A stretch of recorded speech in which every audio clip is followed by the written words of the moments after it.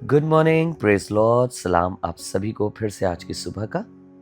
खुदावंद के वचन को बड़े आनंद के साथ आपके लिए आज फिर लेकर आया हूं और शेयर करना चाहता हूं आपके साथ। Good morning and praise Lord, once again with the heart full of joy I am bringing the word of God to you and want to share it with you. Please try to understand this word. इस वचन को समझने का प्रयास करिएगा। मैं दुआ करता हूं पवित्र आत्मा मुझे और आपको समझाए।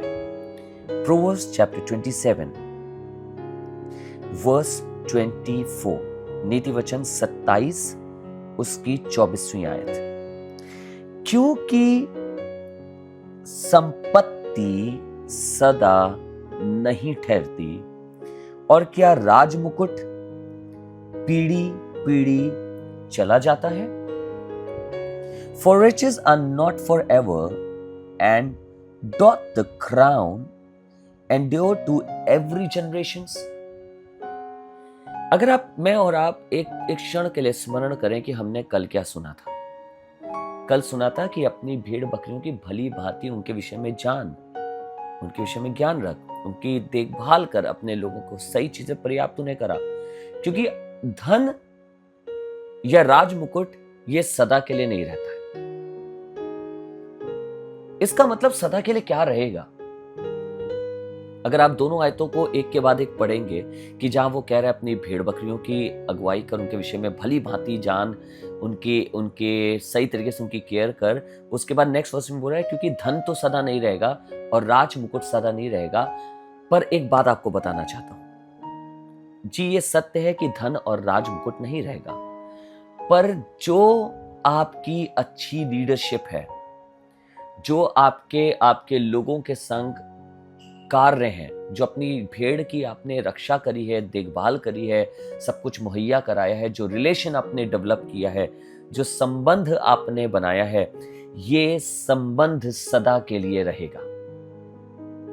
धन एक दिन खत्म हो जाएगा, मुकुट खत्म हो जाएगा, पर वो लोग जो खुदाबाप ने आपको दिए हैं, वो रिश्ते जो खुदाबाप आपको सेवकाई में दे रहा है, वो जन जो खुदाबाप आपको दे रहा है, मैं आपको बताना चाहता हूं ये आपके लिए सदैव का धन ठहरेंगे।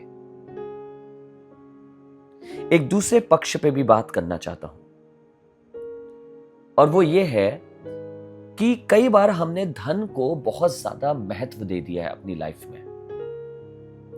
हमारे लिए धन ही सब कुछ हो गया है, हमारे लिए दुनिया का काम ही सब कुछ हो गया है। खुदावंद उस सेकंड दर्जे पे हमारे लिए आता है। कई बार हमारी महिमा ही हमारे लिए सब कुछ बन गई है और खुदाबाप कुछ नहीं है। पर यही तो खुदा का कलाम कह रहा है। खुदा का कलाम कह रहा है कि ये हमेशा के लिए नहीं रहेगा, हमेशा तक ये चीजें नहीं रहेंगी, ये खत्म हो जाएगा।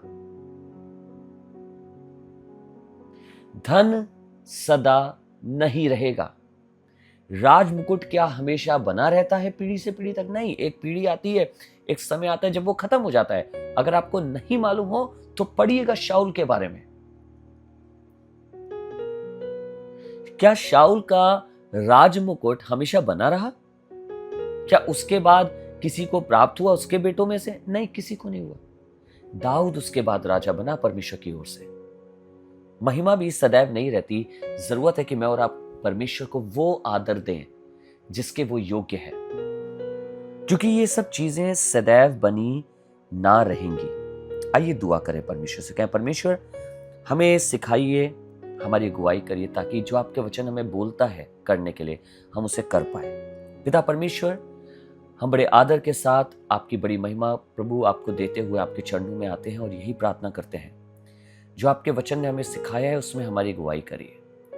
हम आपके वचन के द्वारा प्रभु सीखें, समझें, जानें और अपने आप को सुधारने वाले हो सके।